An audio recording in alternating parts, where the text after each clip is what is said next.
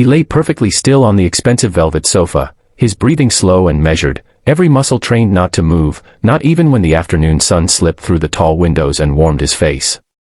To the outside world, and especially to the quiet, timid Maid standing a few feet away, he was just another exhausted rich CEO who had fallen asleep after a long morning of meetings.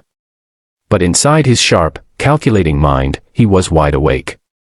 For weeks, doubts had circled him like vultures. People around him treated him differently once they knew who he was, fawning smiles, hidden greed, carefully crafted loyalty that disappeared the moment money wasn't involved. He had inherited a business empire young, and with it, a permanent mistrust of human intentions. That was why, when he noticed the new maid, soft-spoken, eyes always lowered, movements careful as if she feared disturbing the air itself, he became curious. She was different. Too different. No forced smiles, no lingering glances at luxury, no questions about his life.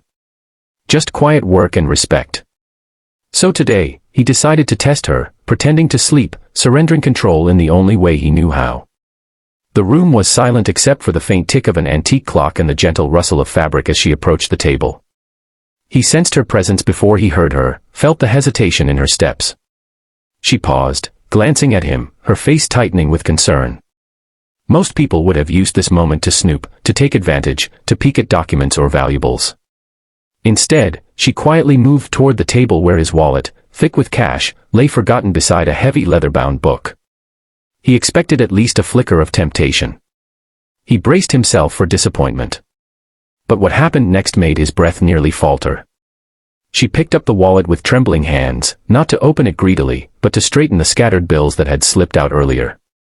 Her fingers were careful, almost reverent, as if money itself carried weight beyond value. She counted nothing.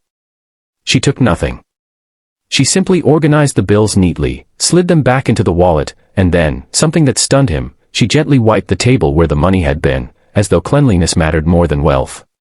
Then she noticed the old book, its spine cracked with age. Curious, she touched it lightly, then stopped herself, glancing back at him.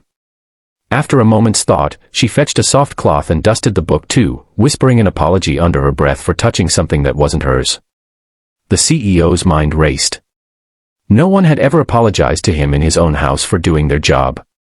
He felt a strange tightening in his chest as she continued, adjusting the pillows behind his head so he'd be more comfortable, pulling a thin blanket over him because the room might get cold. There was no audience, no reward, no hidden camera, just genuine care. Then came the moment that truly froze him. She sat on the edge of a nearby chair, far enough to be respectful, and spoke softly, believing he couldn't hear. She told him she hoped he was resting well, that he worked too hard, that even powerful people deserve peace.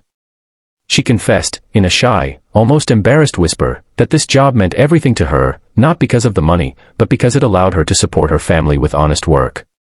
She said she prayed every morning to stay good in a world that rewarded greed. If only she knew how those words shattered walls he'd spent years building. He wanted to open his eyes, to speak, to tell her she'd passed every test he never should have created, but he stayed still, afraid that moving would break the fragile truth unfolding before him. When she finally stood to leave, she bowed her head slightly toward him, a gesture of respect so pure it felt unreal, and quietly exited the room. The door closed with a soft click, and only then did he exhale, his chest rising sharply as if he'd been holding his breath his entire life. In that silence, he understood something that no boardroom, no profit margin, no ruthless deal had ever taught him: real wealth had nothing to do with money. That day marked the beginning of a change, not just in how he saw her, but in how he chose to live, whom he chose to trust, and what kind of man he wanted to be. And as this story reminds us, sometimes the smallest, quietest actions reveal the biggest truths. If this story touched your heart, don't forget to